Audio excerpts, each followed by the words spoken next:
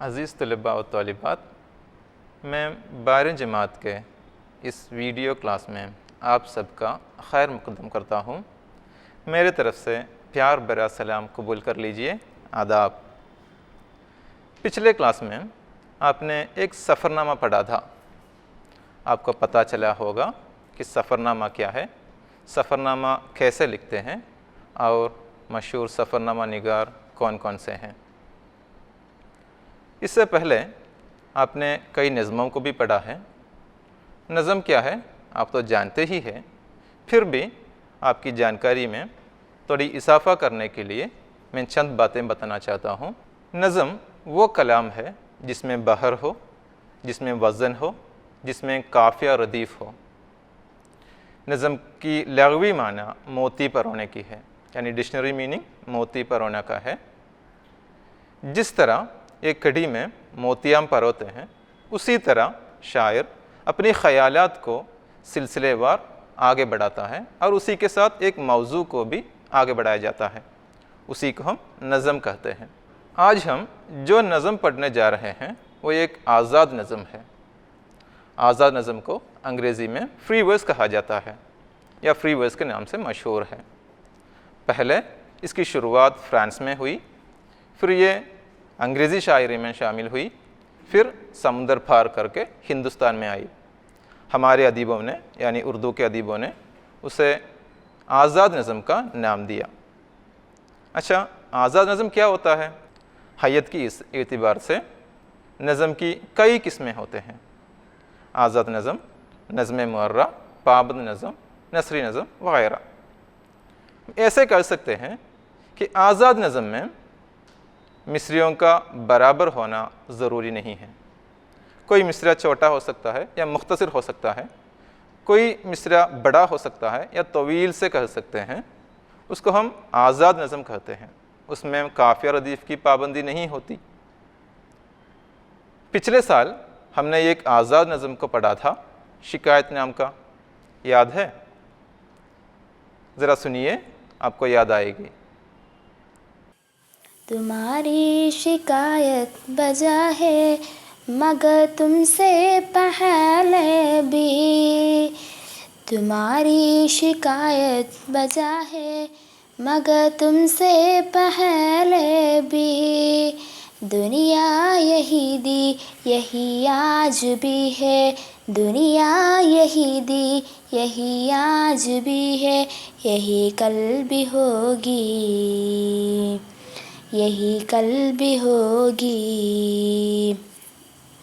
तुम्हें भी इसी एंड पत्थर की दुनिया में, तुम्हें भी इसी एंड पत्थर की दुनिया में पल पल भी करना है, जीना है मरना है, पल पल भी करना है, जीना है मरना है। बदलते हुए मौसमों की ये दुनिया, बदलते हुए मौसमों की ये दुनिया, कभी गर्म होगी कभी सर्द होगी,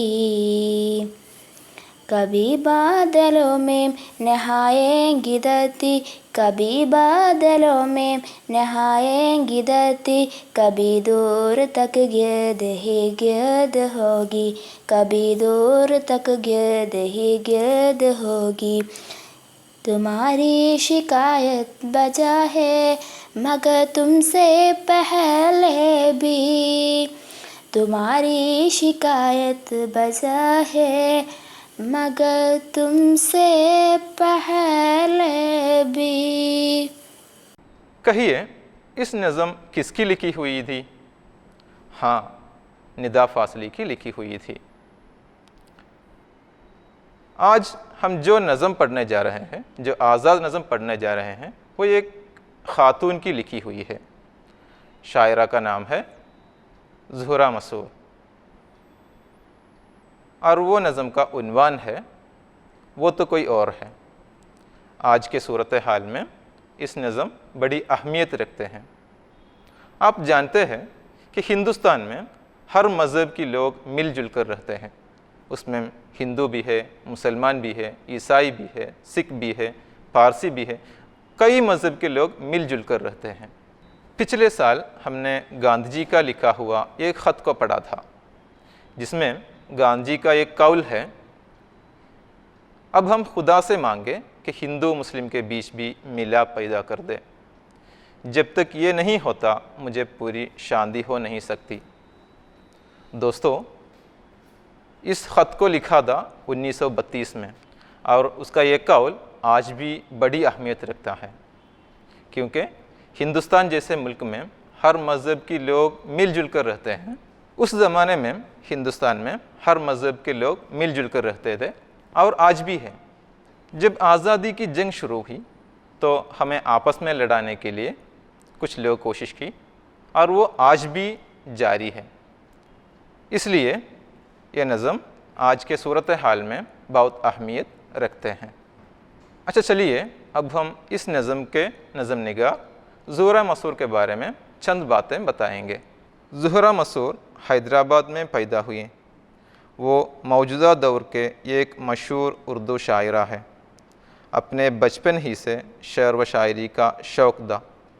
ज़िंदगी की हकीकतों को उन्होंने अपनी शायरी का मौजू बनाया। रिसालों और माहनामों में उनकी कई आज़ाद नज़में शाये हुई है। ये दा ज़ुहरा मसूर के बारे में मुख्तसर तारुफ़। मायना करने की ज़रूरत नहीं है, क्योंकि सारी तो अल्फाज बिल्कुल आसान है। तो अब हम किताब की ओर चलते हैं। दोस्तों, आपसे गुजारिश है कि आप अपनी दरसी किताब अपने साथ रखिए, ताकि मैं उसका बुलंद ख़ानी करूँ और उसके साथ साथ उसका वजाहत भी करते चलूँ। नज़म का उन्वान है वो तो कोई और है। आओ कि एक बार फिर हम एक हो जाए, आओ कि एक बार फिर हम एक हो जाए, जिस तरह एक हुए थे जंग आज़ादी में और जीत ली दी जंग। जिस तरह एक हुए थे जंग आज़ादी में और जीत ली दी जंग। अपने अपने ख्वाबों की बना लिए दे अपने अपने घरोंदे। अपने अपने ख्वाबों की बना लिए दे अपने अपने घरोंदे। परिंदों जैसे घोंसले तंगे तंगे जोड़ कर। परिंदों जैसे घोंसले तंगे तंगे जोड़ कर। पर ये न जान पाए दे कभी, पर ये न जान पाए दे कभी, एक बास की हम पर मुसलसल नज़र रहती है। ताकता रहता है वो आसमान की वसतों से, देखता रहता है वो हर पल। बच के रहो उससे, वो छुपा हुआ है। उसकी आवाज़ मंदिरों के गंडों से है, न मस्जिदों के मीनारों से।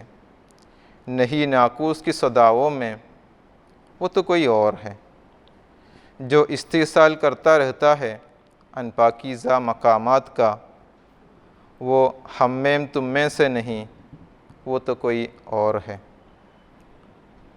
अब आप ये ज़रा तरन्नुम के साथ गाने की कोशिश कीजिए। मेरी एक तलबा है फ़ातिमा दिमना नाम के, उसने ये तरन्नुम से गाई थी और मुझे भेज दी थी। वो आप ज़रा सुनकर देखिए।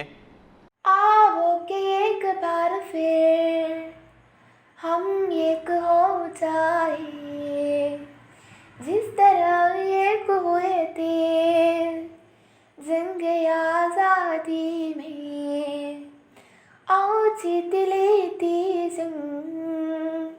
जंग आज़ादी में। आओ कि एक बार फिर हम एक हो जाए, आओ कि एक बार फिर हम एक हो जाए। अपने अपने हम आपों की बना लिए थे अपने अपने घरों दे। परिंदे जैसे घोंसले तंगे तंगे जोड़कर, परिंदे जैसे घोंसले तंगे तंगे जोड़कर, आओ कि एक बार फिर हम एक हो जाए, आओ कि एक बार फिर हम एक हो जाए। पर ये न जान पाए थे कभी। ये एक बाज की हम पर मुसलसिल नजर रहती है। ताकता रहते हैं वो आसमां के वसतों से, देखता रहता है वो हर पल। ताकता रहते हैं वो आसमां के वसतों से, देखता रहता है वो हर पल। बच के रहो उससे वो छुपा हुआ है, बच के रहो उससे वो छुपा हुआ है।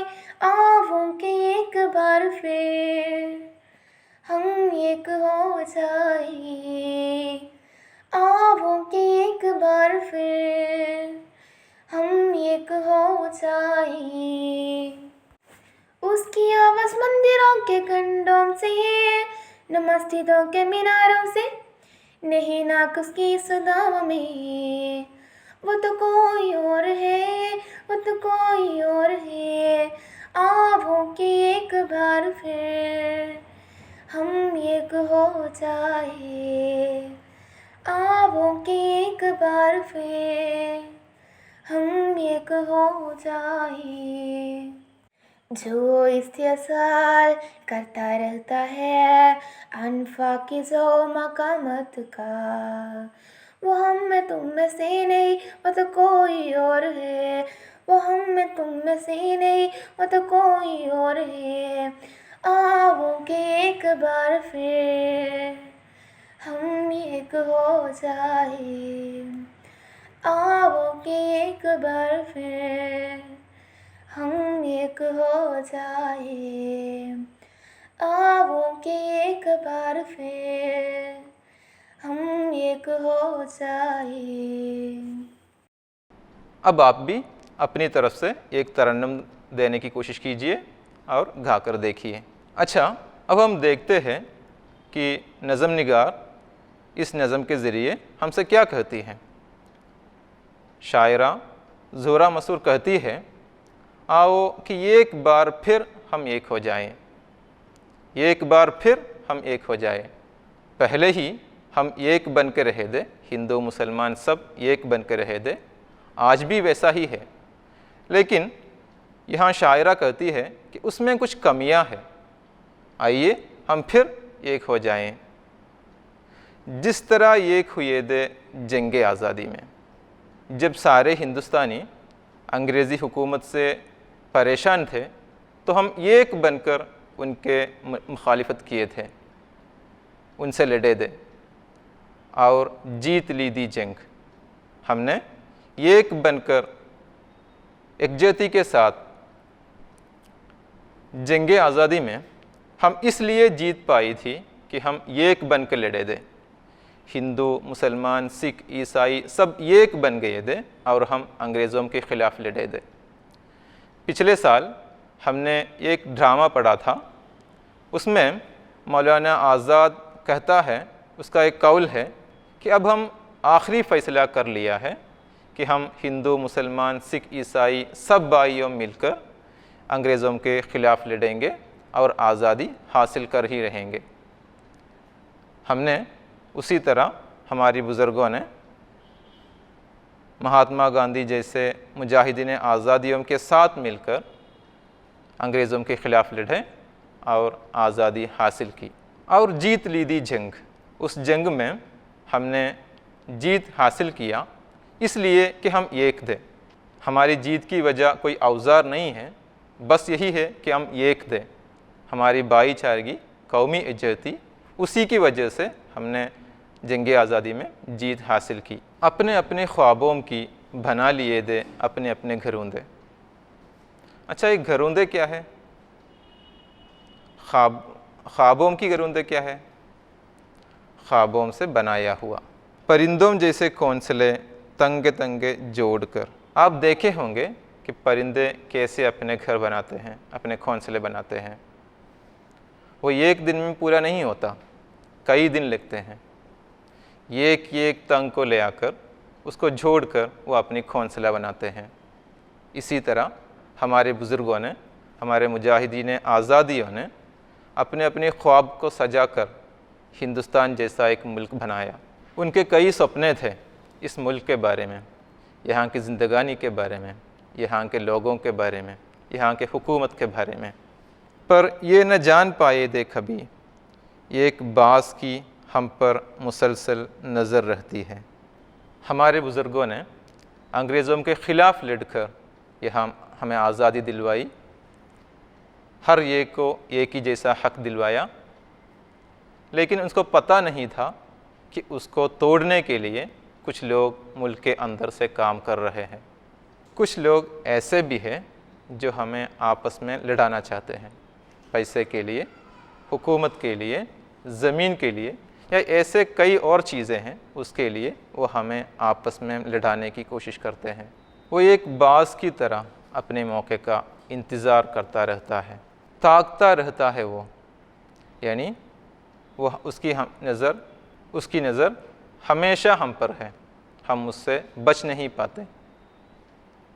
आसमान की वसतों से ताकता रहता है वो हर पल, आसमान की वसतों से देखता रहता है वो हर पल, यानी उसकी नज़र हमेशा हम पर है। आसमान से हमारी तरफ देखने का मतलब ये हुआ कि हम उनसे बच नहीं पाते। हम हमेशा कहते हैं खुदा की नज़र हम पर है, आसमान से देख रहा है, इसका मतलब ये हुआ कि हम छुप नहीं सकते, कुछ छुपा नहीं सकते, उसकी नज़र हमेशा हम पर है। वो हर वक्त एक मौके का इंतज़ार करता रहता है फितना फसाद फैलाने के लिए, हमें आपस में लड़ाने के लिए। आजकल आपको पता होगा कि आपके पास जो स्मार्टफ़ोन है उसमें आप जिस तरह की वीडियो या वेबसाइट देखते हैं उसी के हिसाब से उसकी जानकारी हासिल करके आपकी स्मार्टफ़ोन में बार बार लिंक्स या वीडियो आते रहते हैं, क्योंकि उसका नज़र रखने वाला भी आज मौजूद है। आपकी दिलचस्पियाँ, आपकी सोच व आयरा देख कर उसका नज़रअंदाज करते हुए आपकी फ़ोन में वो बार बार वीडियोस या वेबसाइट के लिंक भेजते रहेंगे। आहिस्ता आहिस्ता आप उस छाल में फंस भी जाएंगे। आपकी जो सोच है उसकी इस्तेमाल करके वो आपको फितना फसाद फैलाने में इस्तेमाल भी करेगा। बच के रहो उससे, वो छुपा हुआ है, उसको हम सीधे देख नहीं पाएंगे, वो हमेशा छुपा हुआ है, इसलिए उनसे बच के ही रहो। उसकी आवाज़ मंदिरों के घंटों से है न मस्जिदों की मीनारों से। आपसे मज़हब की बात करके वो आपको आपस में लड़ाने की कोशिश करेगा, लेकिन आप तो जानते हैं कोई भी मज़हब आपस में लड़ने के लिए नहीं करता, किसी को मारने की बात नहीं करता, किसी को मारने की सलाहियत नहीं देता। वो आपसे छूट कह रहा है तो बच के रहो उससे। नहीं नाकूस की सदाओं में, पहले ज़माने में जब दो फ़ौजों के बीच में जंग होती थी तो पहले नाकूस बजाता था, यानी मुखालफत करने वाले फ़ौज को पता चलता था कि जंग हो रहा है, तैयार बैठना है। लेकिन यहाँ ऐसा नहीं होता, वो छुपा हुआ है, वो आपको पीछे से हमला करेगा या चुपचाप आकर आप पर हमला करेगी। वो तो कोई और है जो इस्तेसाल करता रहता है अनपाकीज़ा मकामात का। वो लोग सिर्फ मंदिर और मस्जिद का इस्तेमाल करेगा, मस्जिद और मंदिरों के नाम पर खून बहाते हैं। शायरा हमसे कहती है कि कोई भी मज़हब आपस में लड़ने की बात नहीं करता, वो हमेशा मिलजुल कर रहने की तलकीन देते हैं। नज़म आदमी नामा में नज़ीर अकबर आबादी कहता है, यह आदमी पे जान को वारे है आदमी और आदमी को तेख से मारे है आदमी। एक और शेर में वो कहता है, यह आदमी ही नार है और आदमी ही नूर, यह आदमी ही पास है और आदमी ही दूर, कल आदमी का हुस्न व कबह में या ज़हूर, शैतान भी आदमी है जो करता है मकर व ज़ोर, और हादी व रहनुमा है सो है वो भी आदमी। नज़ीर अकबर आबादी यही कहा था कि शैतान कभी अपनी शक्ल में आकर यहाँ कोई फितना फसाद नहीं फैलाया है, जो कुछ यहाँ कर रहा है वो आदमी ही है। वो मज़हब पर भरोसा रखने वाला नहीं होता, बल्कि वो सिर्फ मंदिर और मस्जिद का इस्तेमाल करता है फितना फसाद फैलाने के लिए, आपको आपस में लड़ाने के लिए, दो मज़हब के बीच में फितना फसाद फैलाने के लिए वो सिर्फ उसी का इस्तेमाल करता है। वो हम में तुम में से नहीं, वो तो कोई और है। इसलिए हमें कुछ भी करने से पहले दूसरे मज़हब के ऊपर या हमारी मज़हब के ऊपर कुछ कहने से पहले कम से कम 2 बार सोचना चाहिए, ज़रूर सोचना चाहिए। उम्मीद है कि इस नज़म का मफ़हूम आप समझ चुके होंगे। बच्चों, अब आपके लिए एक सरगर्मी है। कहिए इस नज़म का मरकज़ी ख़याल क्या है? अपनी अल्फाज में लिखिए और अपने उस्ताद को भेज दीजिए। आज के इस क्लास यहाँ ख़त्म होता है। शुक्रिया, खुदा हाफ़िज़।